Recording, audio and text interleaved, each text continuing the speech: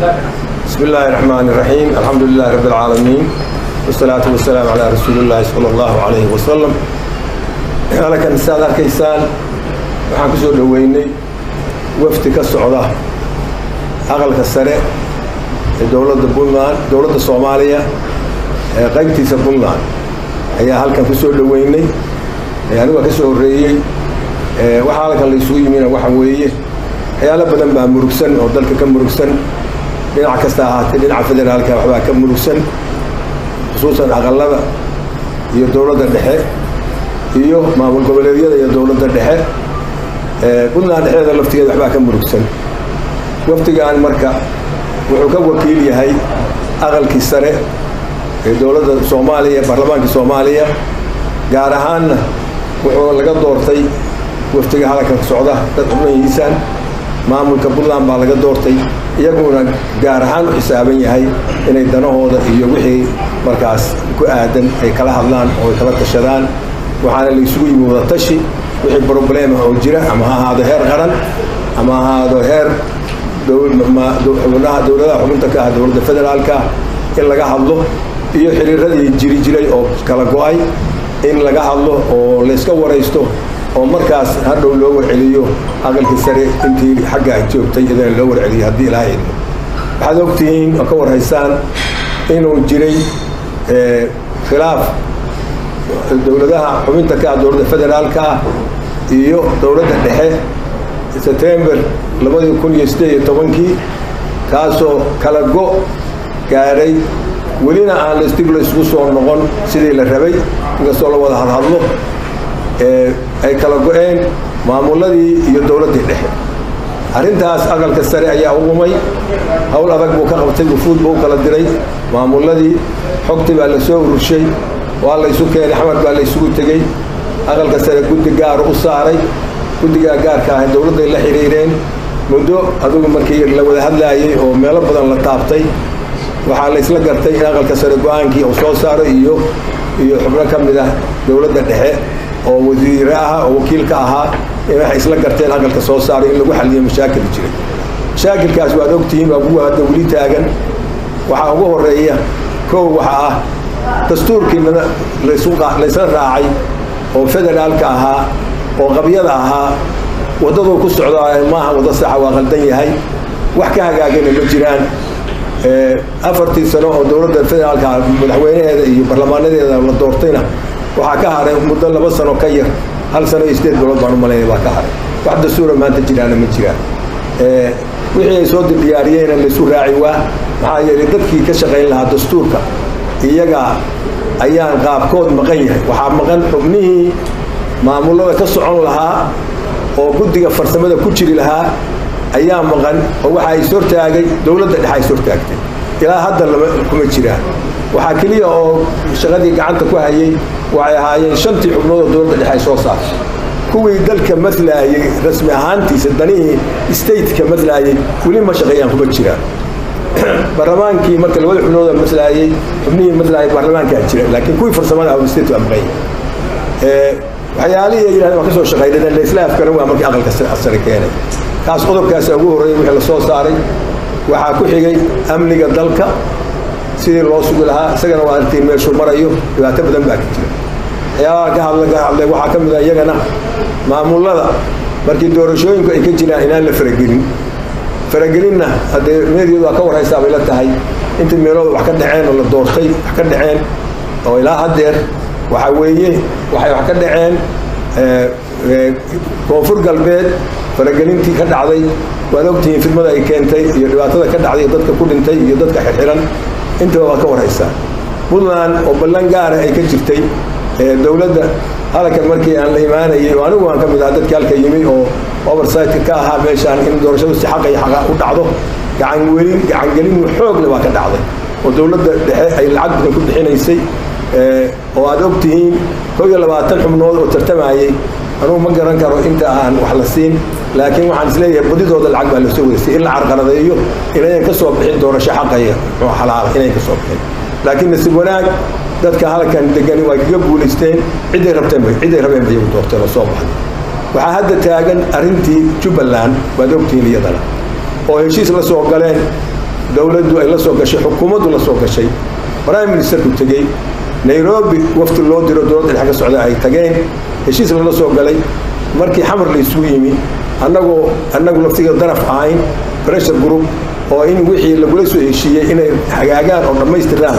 wax ka hirgalay oo micno leh ma jiraan faragelinta sidii u socotaa dad badan baa jira xamar lagu masruufo tartamaya dad badan baa jira carqalad xagga ka wada in doorasho xalaal inay ka dhacdo carqalad bay dowladda ka wada taas international community-guna waa ogtahay annaguna waa ognahay shacbi weynuna wayna ogaadaa haddayan ka warhayn marka wadanku meel fiican kuma socdo wadatashi baan u nimi anigu ka soo horreeyay ragii dadkana waa yimaadeen qaar kalena waa yimaadeen waan filaynaa wixii ka soo baxana waa heli doontaa waad ogtihiin aqalladii faragelin baa lagu hayaa aqalkii golaha muxuu ahaadee degaamada oo halkaan buntlandkiisa laftigiisii golihii shacabka baa ku mardan oo wufuud u soo diraya xamar u geynaya ku waraysanaya dastuurkiiba lagama warhayo waxaa ku qoran madaxdii laftigoodii baa qayb ka qaadatay waxaa ku jira marka furfurid la furfuraayo aqalladii dalku waad ogtihiin siduu ku dhisan yahay nidaam federaal qaatay Soomaali ka kaliya la isugu keeni karaa maanta nin diili karaa ma jiro ninkii isle waxbaad ka bedeli karaa waa inuu ogaadaa qol buu ku xiran yahay federaal la yiraahdo oo furihii ay maamuladu haystaan iyo aqalka sare ay haystaan kama bixi karo inuu ku dhaqmo mooye kama bixi karo taa weynay ogaadaan xubnaha aqalka golaha shacabka oo baarlamaanka iyo ragga muxuu executive-ka oo madaxweynaha iyo prime minister-ka iyagu isugu kala reebay iyaga yaqaan iyo la taliyaashooda gaarka ah oo hadda magacooda sheegay iyagu yaqaanin aqalka dalkaas waa federal system buu qaatay sidoo ah loo hirgeliyo haddii kale iyagoo qabiyaha bay kaga tegayaan meesha ceebteeda iyo magaxumadeeda iyo taariikhxumadeeda iyaga qaaday intaas ka bacdi waxa weeye annagu ka soo hari mayno hawl adag baan ka soo qabanay ragga halkaan fadhiya ragga waaga baarlamaanka ku jiray dhinacaygan waxaa fadhiya ninka la yiraahdo professor Juurile senator Juurile oo ka wakiil ahaa waagi dastuurka la sameeyay golihii shacabka markaa jiray waxaa ka mid ahaa Ahmed Jaamac oo ka mid ah muxuu ahaadee golaha muxuu ahaadee baarlamaanka Puntland ka mid ahaa baa ka mid ahaa intuba way ka warhayaan waxaan aad ula yaabaa يعني مدامك قبائل يابا إنه كيني إن أو أقل سرين تقو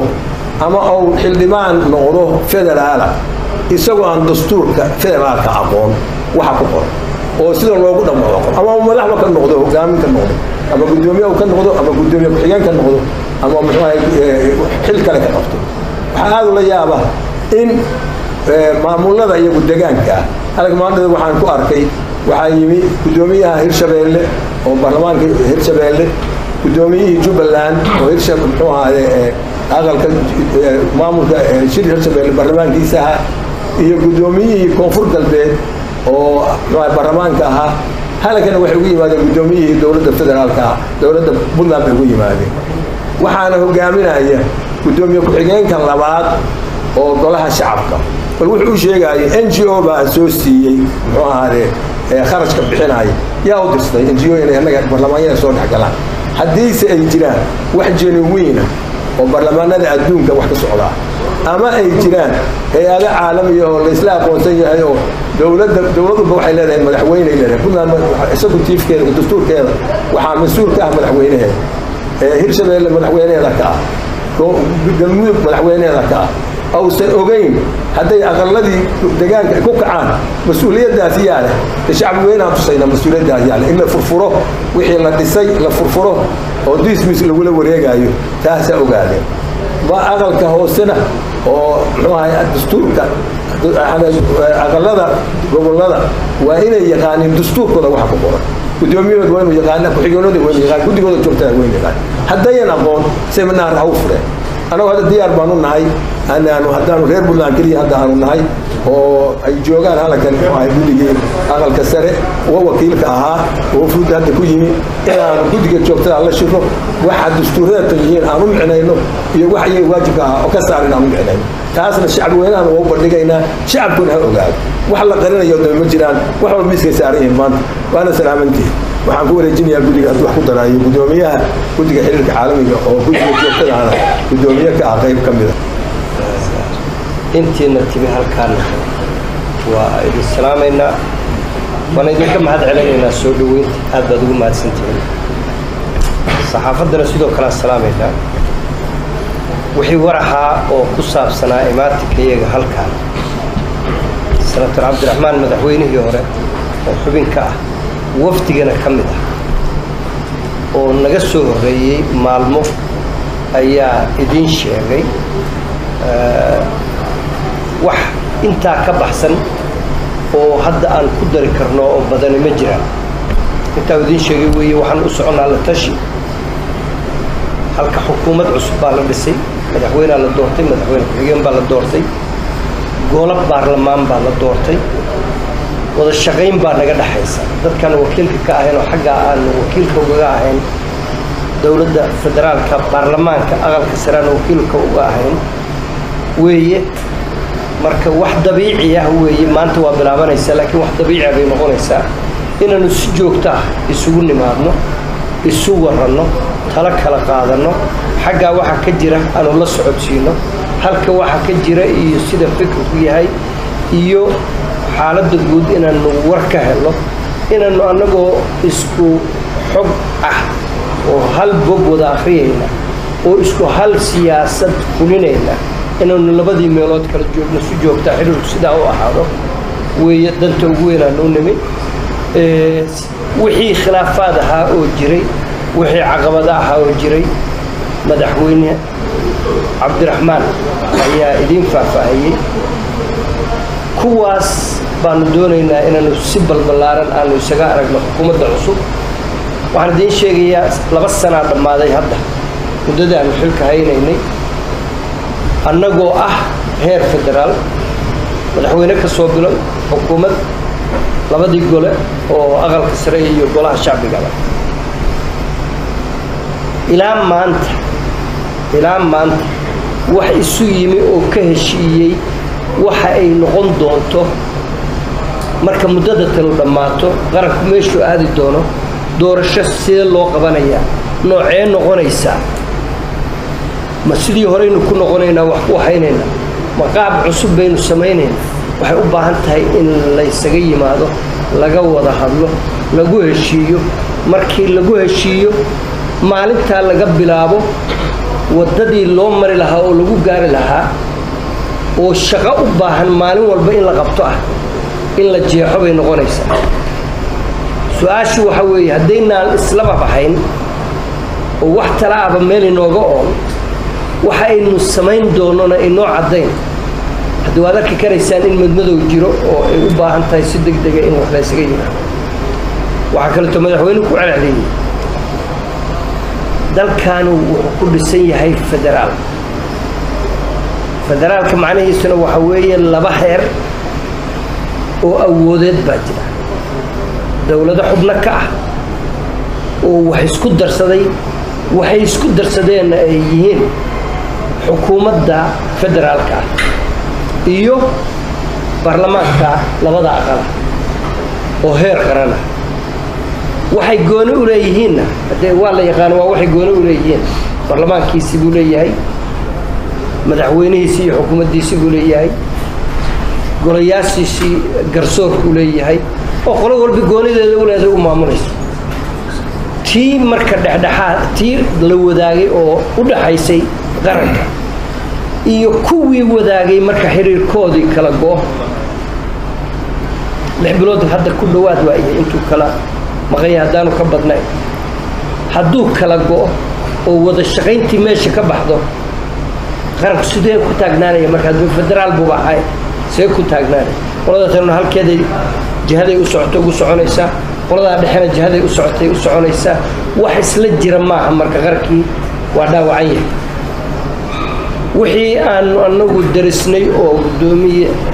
markaas gudoomiye guddiga walina waa noo yahay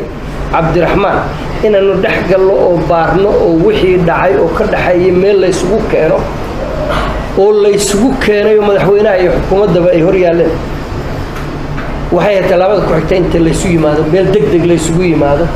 waxa dhibaatooyinka oo la isla arkay oo labada heerba ay isla qireen aqalkuna garwadeenka ka yahay in la isaga yimaado oo la fariisto oo laga wada hadlo laga heshiiyo heshiisuu meesha ka dhaco wada shaqayntii dib loo iclaamiyo inay meesheedii ka bilaabatay lana qeexo meeshaynu u soconno jidka loo socdo wuxuu noqonaya xag amni dhis hadday tahay xag dhaqaale ka wada hadal hadday tahay xag cafin dayma hadday tahay xag dimuqraadiyeyn iyo federaaleyn hadday tahay xag doorashooyin hadday tahay waxyaabaha madaxweynuhu carabka ku dhiftay arrimo waaweyn oo aad iyo aad iyo aad u culus weeye qaran dhismaya oo dagaal sokeeye ka soo baxay inay ka dhacaan waqtigaa hadda wax loo baahnaa maaha inaysaan dhicin inaynu ka shaqayno kuwa kaleeto oo laga hortago halkan waxaanu kaleeto u kurgalaynaa xaaladda ka jirta mid amni hadday tahay mid dhaqaale hadday tahay mid siyaasadeed hadday tahay waraysi inaanu la yeelano dowladda iyo hay-adda sharci dejinta labadaba xog aanu kala qaadano tala aanu ku kala tagno waxaanu kaloo idiin sheegaynaa madaxweynahan hadda ku wargelinayna aqalku wuxuu soo diraya oo soo baxaya guddiyaanu leenahay guddiga arrimaha gudaha iyo federaaleynta aqalka sare wuxuu bilaabayaa safar uu ku marayo dowladaha xubnaha ka ah oo dhan puntland buuna ka bilaabaya waxaa laga yaabaa inuu nagu soo gaaro muddadaanu joogno waxaa laga yaabaa markaanu dhammaysano inay yimaadaan waxay u socdaan shaqadoodii xilkoodii dastuuriga ahaa oo aqalku u wakiishay guddi haddaad maqashano annagu waa ogtiin waxaanu ka koobannahay 6 aag buu ka kooban yahay aqalka somalilan puntland galmudug hirshabeelle koonfur galbeed iyo jubbaland intaas oo deegaanba oo laga soo doortay baa guddi walbina ka kooban yahay oo isku jira marka waa qarankii oo dhan cid masalaysa baa imanaysa hadda annagu waxaanu nahay reer puntland waajibkana inuu si joogto ah inaanu u nimaadno wada tashina u jiro annaga hadda go'aansanay inaanu nimaadno waxa dastuuriyan loogu leeyahay in halka dhalooga yeero xukuumaddu noo yeedho madaxweynuhu noo yeero oo noogu yeero wada tashi oo noogu yeero hawl uu noo dirayo marka hawlahaasaan noo nimi waxaa xubnaha halka maraya waxay ku kala jiraan guddiyo kala duwan bay kulligood ku kala jiraan annaga oo ma garanaysaa aqalkii mathilay guddiga arrimaha gudaha ayay siciido ka mid tahay guddoomiye ku-xigeen buu wuxuu ka yahay guddiga khayraadka dabiiciga oo meesha ugu culus oo khilaafku ku jiro oo aan laga heshiin qaranku ka heshiin ayna tahay in laga heshiiyo dastuurkuna uusan dhammaystirmahayn haddaan qodobada halkaa ku jira oo dib loo dhigay garoowe 1 garoowe 2 gaalkacyo addis ababa nairobi oo dastuurkaas qabyo ahaan ugu jira guddiga loo xil saarana aysan shaqadiisa ahayn guddigaas qodobadaas waxaa iska leh in siyaasiyan qaranku ka heshiiyo marka hore markaa loo dhiibo wax lagu heshiiyey oo qaabkii sharciga ah dastuurka ku soo baxday ay wakiil xubin uu ka yahay maxamuud waana guddoomiye ku-xigeenkii wey mahdi senator mahdi daahir sheekh nuur waxa uu ka mid yahay guddiga ugu xasaasisan aqalka waa guddiga xeer hoosaadka iyo shaqaynta sharciga inuu ku shaqeeyo aqalku oo la xiriidha hay-adaha sharci dejinta oo dhanna ayuu wuxuu ka yahay xubin wax ku oola hadda isagaa matilayay maalmahan isagaa u fadhiyay guddiga oo hawsha waday maaragtay guddoomiyihii oo maqan dartiis oo ku maqnaa jiro ku-xigeenkii oo meel kale hawl ugu maqnaa isagaa marka hadda wuxuu ahaa mas-uulka wada hawshaas xubnihii kale aaway baad isweydiin karaa waxaan rajaynaynaa inay nagu soo biiraan qaar badan bannaanka ayay ku maqnaayeen dad jiro ku maqan waxaan idiin sheegaynaa senator bootaan barre oo nin oday ah waa xanuunsan yahay bootaan xanuun buu nooga haray waxaan ilaah uga baryaynaa inuu caafimaad degdega siiyo waxaana qorshuhu yahay in dibadda loo qaado xanuunkaa dartiis laakiin intayadii kaleeto ama hanagu soo bireen ama hanaga daba yimaadeen halka kan weeye ballanka iyagu inaanu hawshaas sidaas u gudagalno waxaan rabaa inaan xubnaha kale iyaga laftooda wixii ay ku diri karayaan inaan u gudbiyo aad iyo aad baan u mahadsantahay